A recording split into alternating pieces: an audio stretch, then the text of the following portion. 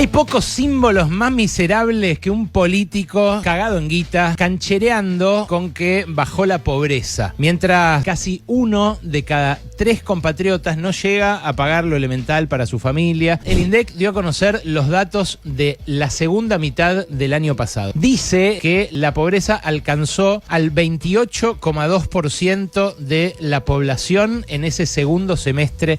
Es como salió a cancherear Luis Caputo, un millonario que tiene todo su dinero en el exterior. El menor nivel de tasa de pobreza desde el primer semestre de 2018. Sigue siendo dramática la brecha de pobreza. El ingreso promedio fue de 783.500 pesos en ese tercio de la población. La pobreza entre los menores de 14 años fue del 41,3%. Lo sospechoso es que, por un lado, la canasta básica total que usa el INDEC para establecer esa línea está basada en la estructura de consumo de la encuesta de gastos de los hogares de 2004. Ya sabemos que hay una encuesta hecha en 2018 que actualiza esa canasta y que le da más peso, por ejemplo, a los servicios. Compramos un montón de servicios que en 2004 no se compraban. Los alimentos pesan menos en la nueva encuesta. Y justamente lo que aumentó más en este último año y pico son los servicios. Tuvieron que echar al jefe del INDEC para mantener una medición vieja. Y hay algo más, que desde hace un año y pico la encuesta de hogares incorporó una forma de preguntar por los ingresos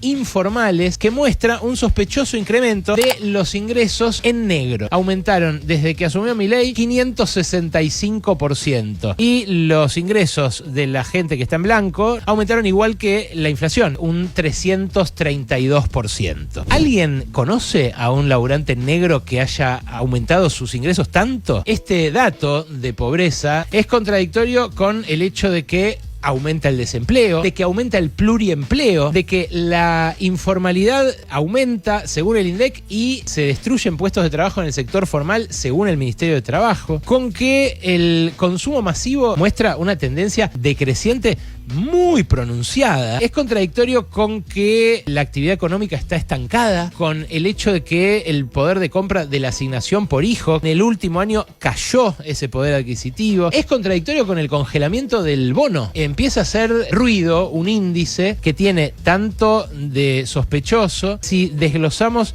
la pobreza en trimestres, lo que nos encontramos es la pobreza en el último trimestre de 2025 ya está creciendo de vuelta, con lo cual el promedio de la segunda mitad de 2025 es engañoso. Incluso quitándole el efecto aguinaldo, lo que se ve es que la tasa que llegó al 28,4 en el promedio del trimestre fue 26,9, pero en cambio llegó al 29,5 en el último trimestre del año pasado. Y eso sin contar el arranque de este año. Ya estamos de vuelta seguro arriba del 30% de pobreza. Milei tiene menos pobres hoy que los que había cuando asumió. Sí, sacó de la pobreza entre el primer trimestre del 2024 y el tercer trimestre de 2025 a 12 millones y pico de personas. Pero antes había empujado abajo de la línea de pobreza a 8 millones de personas. Entre el tercero y el cuarto trimestre del año pasado aumentaron en más de 2,5 millones